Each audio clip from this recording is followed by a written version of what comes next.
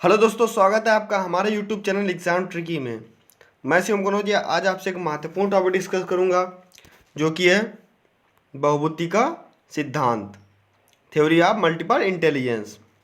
दोस्तों यह टॉपिक जितनी भी शिक्षक भर्ती परीक्षाएं हो, चाहे वह टेट हो, चाहे वह सी टेट हो और चाहे सुपर टेट हो, REET, D triple S B, जितनी भी शिक्षक भर्ती परीक्षाएं होती हैं सब में यह टॉपिक 1 से 2 नंबर में जरूर पूछा जाता है। और बीएड, बीटीसी और डीएड स्पेशल एजुकेशन में यह टॉपिक लगभग 5 नंबर में जरूर पूछा जाता है।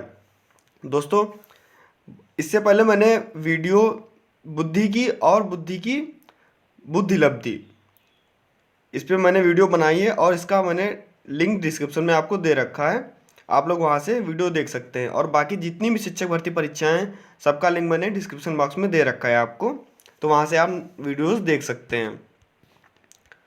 दोस्तों अगर आप हमारे चैनल पर नए हैं तो हमारे चैनल को सब्सक्राइब कर लीजिएगा, वीडियो को लाइक कीजिएगा और ज़्यादा से ज़्यादा शेयर कीजिएगा। दोस्तों बेल आइकन जरूर प्रेस कर लीजिएगा जिससे कि नए वीडियो की नोटिफिकेशन आपको समय से मिलती रहे। देखते हैं दोस्तों आप बहुबुद्धि का सिद्धांत, थ्योरी ऑफ मल्टीपल इंटेलिजेंस। दोस्तों यह सिद्धांत हार्वर्ड गार्डनर जी ने दिया था। गार्डनर जी ने यह सिद्धांत दिया था। मोस्ट इंपॉर्टेंट है, पेपर में कभी कभी ये भी पूछ सकता है कि बहुबुद्धि का सिद्धांत किसने दिया था, तो हार्वर्ड गार्डनर जी ने बहुबुद्धि का सिद्धांत दिया था। देखते हैं आगे। गार्डनर अमेरिका के मनोवैज्ञानिक थे। हार्वर्ड गार्डनर जो थे वह अमेरिका के मनोवैज्ञानिक थे। यहाँ से एक क्वेश्चन ये भी उठ सकता था कि गार्डनर कहाँ के मनोवैज्ञानिक थे, तो वह अमेरिका के मनोवैज्ञानिक थे।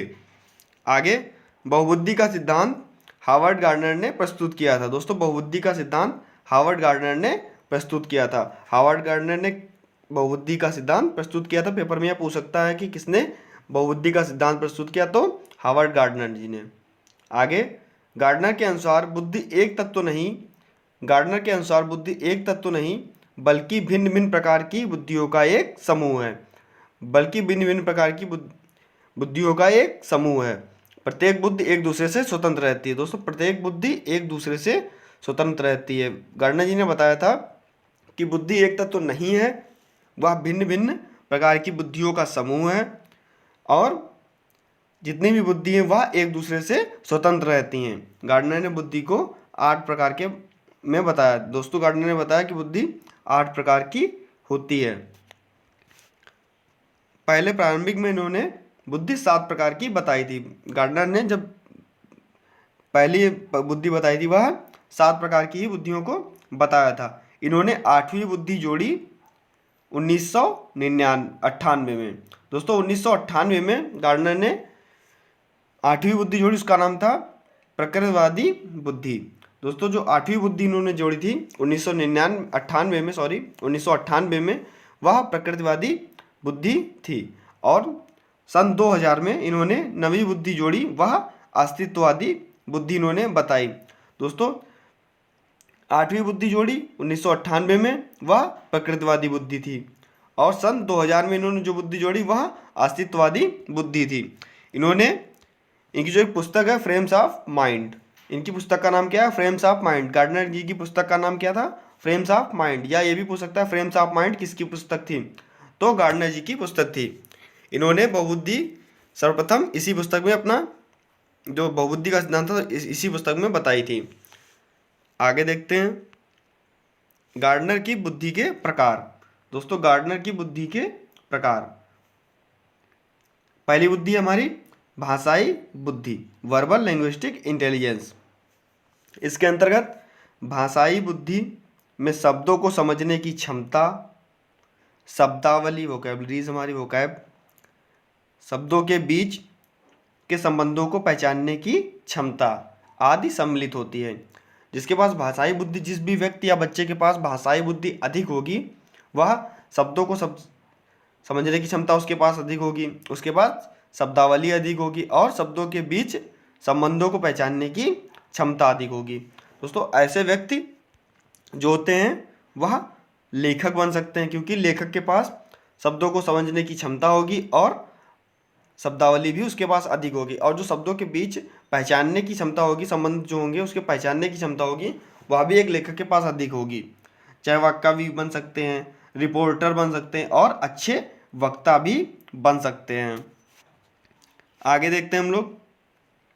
नंबर दूसरी बुद्धि हमारी तार्किक गणितीय बुद्धि। इसके अंतर्गत क्या होता है, देखिए नाम से स्पष्ट है, तार्किक गणितीय बुद्धि मतलब गणित में तर्क करने की क्षमता। गणित में तर्क करने की क्षमता जिसके पास अधिक होगी वह व्यक्ति वैज्ञानिक, गणितज्ञ और अकाउंटेंट। दोस्तों वैज्ञानिक, गणितज्ञ और अकाउंटेंट बन सकते हैं। दोस्तों जिसके पास गणित में तर्क करने की क्षमता होगी, गणित के क्वेश्चनों को सॉल्व करने की क्षमता होगी, प्लस माइनस गुणा भाग जो अच्छे से कर लेगा, वह गणितज्ञ बन सकता है और वैज्ञानिक भी बन सकता है। आगे देखते हैं हम लोग संगीतात्मक बुद्धि, म्यूजिकल इंटेलिजेंस। दोस्तों इसके अंतर्गत क्या होता है, जब कोई भी व्यक्ति जिसके पास संगीत मतलब किसी भी सॉन्ग को गाने की क्षमता होगी, तो उसके अंदर दो चीज़ें का होना आवश्यक होता है, एक तारत्व मतलब पिच, और दूसरा रिदम लय। ये दोनों चीज जिस भी व्यक्ति के पास होंगी उसके पास संगीतात्मक बुद्धि होगी। और वह व्यक्ति, अब जाहिर सी बात है, अगर कोई भी व्यक्ति गाना गा लेगा और किसी भी गीत को गा लेगा तो वह संगीतकार बनेगा और गीतकार बनेगा। आगे देखते हैं हम लोग स्थानिक बुद्धि। इसके अंतर्गत क्या आता है, इसमें स्थानिक चित्र को मानसिक रूप में परिवर्तन करने की क्षमता तथा स्थानिक कल्पना शक्ति करने की क्षमता आदि सम्मिलित होती है। दोस्तों किसी भी नक्शे को देखकर उसकी 3D इमेज बना लेना, यह स्थानिक बुद्धि के अंतर्गत आता है। जो भी आर्किटेक्चर लोग होते हैं वह मतलब किसी भी चित्र को देखकर, और जिसे चित्रकार जो होते हैं वह क्या करते हैं, और मूर्तिकार जैसे किसी भी पत्थर को किस प्रकार से ढालना है, उसमें कौन सी मूर्ति कितनी अच्छी तरीके से बन सकती है, हाँ ये सब कल्पना करके ही उस मूर्ति को बनाते रहते हैं। आगे देखते हैं हम लोग शारीरिक गतिक बुद्धि, बॉडी कैनेस्थेटिक इंटेलिजेंस। दोस्तों इसके अंतर्गत क्या होता है, शारीरिक गतिक बुद्धि मतलब शरीर की गति को नियंत्रण करने की क्षमता, शरीर की गति को नियंत्रण करने की क्षमता, और वस्तुओं को सावधानीपूर्वक प्रवीण ढंग से घुमाने की क्षमता तथा उपयोग करने की क्षमता सम्मिलित होती है। ऐसे व्यक्ति जिसके पास शारीरिक गतिक बुद्धि अधिक होगी, वह जो अपने शरीर को नियंत्रण करने की क्षमता अधिक रखेगा, वह व्यक्ति डांसर बन सकता है, क्योंकि डांसर ही एक ऐसा होता है जो हर प्रकार से अपने शरीर को नियंत्रण कर लेता है। और हॉकी प्लेयर बन सकता है, फुटबॉल प्लेयर बन सकता है, शल्य चिकित्सक बन सकता है, और पायलट बन सकता है। जिस जिस व्यक्ति के पास शारीरिक गतिक बुद्धि अधिक होगी वह हॉकी और डांसर बन सकता है, फुटबॉल खेल सकता है, और फुटबॉल प्लेयर अच्छा बन सकता है, और शल्य चिकित्सक भी अच्छा बन सकता है। नेक्स्ट देखते हैं हम लोग अंतरावैयक्तिक बुद्धि, इंट्रोपर्सनल इंटेलिजेंस, इंटरपर्सनल इंटेलिजेंस। दोस्तों अंतरावैयक्तिक बुद्धि इंटरपर्सनल इंटेलिजेंस। दोस्तों इसके बाद में हम जो बुद्धि पढ़ेंगे वह होगी अंतरावैयक्तिक बुद्धि, उसको बोलेंगे इंट्रोपर्सनल इंटेलिजेंस, और इसको बोलेंगे इंटरपर्सनल इंटेलिजेंस। तो ये देखते हैं हम लोग अंतरवैयक्तिक बुद्धि।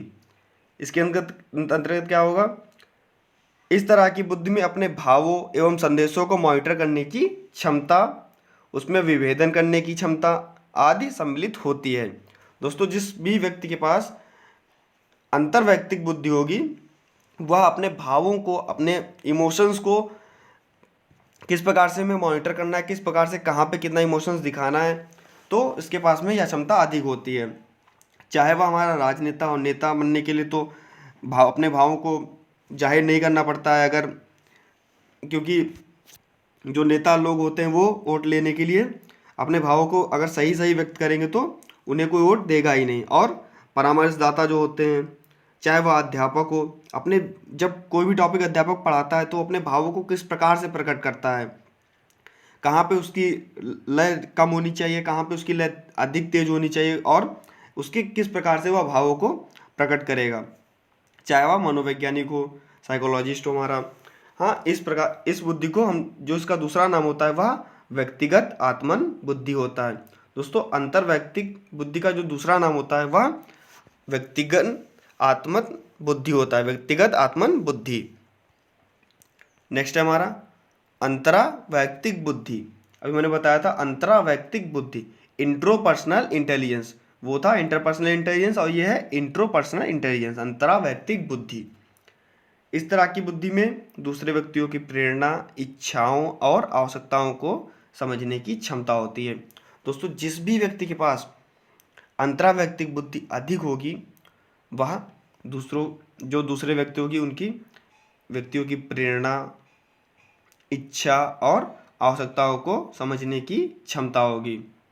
उनके अंदर क्या प्रेरणा है, क्या उनके अंदर इच्छा जाग रही है, किस प्रकार की इच्छा है उन्हें और उनकी क्या क्या आवश्यकताएं हैं, यह सब जानने की क्षमता होगी। ये ऐसे व्यक्ति कौन होते हैं? वह जिनके पास अधिक बुद्धि होगी वह योगी बन सकते हैं, संत बन सकते हैं। इस प्रकार से 8वां हम लोग देखते हैं, ये 1998 में इन्होंने नई बुद्धि जो जोड़ी थी, 7 बुद्धियों के बाद में 8वीं बुद्धि, तो वह थी प्रकृतिवादी बुद्धि। तो इसके अंतर्गत क्या होता है, गार्डनर ने, देखते हैं हम, प्राकृतिक बुद्धि को 1998 में के संशोधन में जोड़ा था। इसके पहले 7 बुद्धियाँ थी और 1998 में इन्होंने 8वीं बुद्धि बताई थी। इससे तात्पर्य व्यक्ति में प्राकृतिक में जो पैटर्न या सम्मिलित मौजूद होते हैं उसे सही ढंग से पहचान करने की क्षमता होती है। दोस्तों जैसे मान लेते हैं कि जो भी चीज़ होने वाली है और उसके बाद में जो रिएक्शन होने वाला है उस प्रकार की, और जो भी प्राकृतिक में, जैसे अभी अगर कहते हैं कि किसान, ऐसे लोग, मतलब जो किसान है, किसान किस प्रकार से प्राकृतिक बुद्धि को उसके अंदर होती है। जैसे किसी भी फसल को उसने बोया और उसके बाद में लगा कि उसकी पानी कल अगर बरस जाएगा तो वह फसल खराब हो जाएगी या फसल अच्छी हो जाएगी। तो इस प्रकार से प्रकृतिवादी बुद्धि एक किसान के पास होती है। और जीव विज्ञान होते हैं, वह जीवों के बारे में बताते हैं कि जो भी चीज़ें खा रहे हैं या जो भी चीज़ इनको मिल रही है, जिस प्रकार का पानी इन्हें मिल रहा है उससे वह नुकसानदायक होगा या इन्हें फ़ायदा होगा। इसी प्रकार से जो वनस्पति विज्ञान होता है वह वनस्पति की चीज़ों को बताता है।